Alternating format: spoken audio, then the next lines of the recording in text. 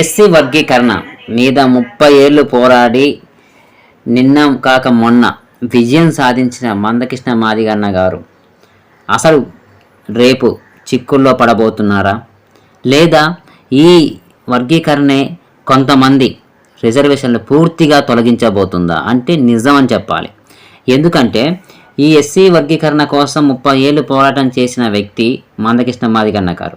అయితే ఆయన రేకెత్తించిన సమస్య ఏంటంటే ఈ ఎస్సీ వర్గీకరణ ఎందుకోసం అనేది చెప్పారు. ఎందుకంటే ఎస్సీ రిజర్వేషన్లో ఎక్కువ శాతము మాల సామాజిక వర్గమే ఉపయోగించుకుంటుంది, ఆ మాల సామాజిక వర్గమే అభివృద్ధి చెందుతుంది తప్ప మిగతా వాళ్ళు డెవలప్ కావడం లేదు. కాబట్టి ఇందులో వర్గీకరణ చేసి ఏ కులాల పర్సెంట్ ఆ కులాలకు ఇవ్వాలి అని మందకృష్ణ మాదిగన్న గారు తమ ఆలోచన ప్రకారము ఈ పోరాటాన్ని చేశారు.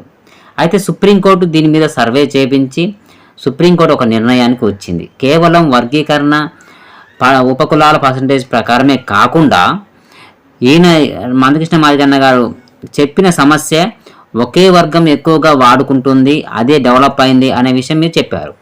దాన్ని కూడా పరిగణలోకి తీసుకున్న సుప్రీంకోర్టు ఎక్కువగా రిజర్వేషన్లు ఎవరైతే ఉపయోగించుకొని డెవలప్ అయ్యారో వారిని క్రిమి లేయర్ చట్టం కిందగా తీసుకొచ్చి వారికి పూర్తిగా రిజర్వేషన్లు తొలగించే విధంగా ఇప్పుడు సుప్రీంకోర్టు తన తీర్పు ఇవ్వబోతుంది.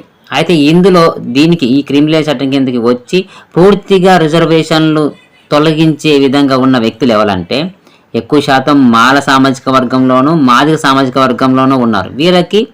వీళ్ళు రిజర్వేషన్ ఉపయోగించుకొని డెవలప్ అయిన వారు. వీళ్ళకి పూర్తిగా వీళ్ళ కుటుంబాలకు పూర్తిగా రిజర్వేషన్ అనేది తొలగించే విధంగా ఇప్పుడు సుప్రీంకోర్టు ఒక నిర్ణయాన్ని తీసుకుంది. అయితే ఇప్పుడు మాదిగ సామాజిక వర్గంలో కూడా ఈ పర్సంటేజ్ ఎక్కువ ఉంది కాబట్టి, ఈ రిజర్వేషన్ సంపూర్ణంగా పోయే పర్సంటేజ్ ఎక్కువ ఉంది కాబట్టి వీళ్ళు కూడా ఇప్పుడు మందకృష్ణ మాదిగన్న గారిని ద్వేషించే పరిస్థితి రాబోతుంది. ఎందుకంటే ఇప్పుడు ఆయన ఒక మంచి ఉద్దేశంతో ఉపకులాలకి న్యాయం జరుగుద్దని పోరాటం చేసిండు.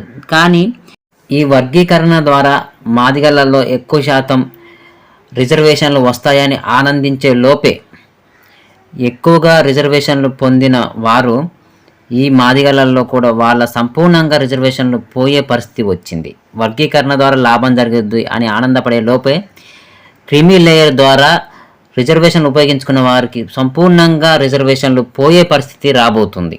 ఇప్పుడు వాళ్ళు ఆనందించారా లేకపోతే ఆవేదన చెందాలా అనే ఈ మధ్యలో ఇరకాటంలో ఉండిపోయారు. మందకృష్ణ గారు ఒకటి తలిస్తే సుప్రీంకోర్టు 2 తలిచింది.